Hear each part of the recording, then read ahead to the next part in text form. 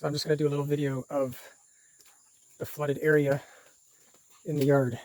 Keep in mind, none of this water was here yesterday evening.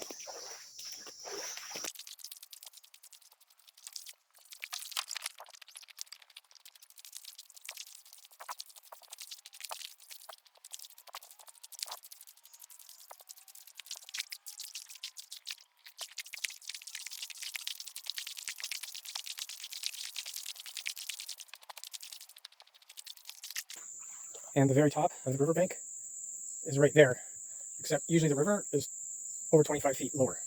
So the Belize River has risen 25 feet at least from its normal level, and that has caused all this water to flood into the yard.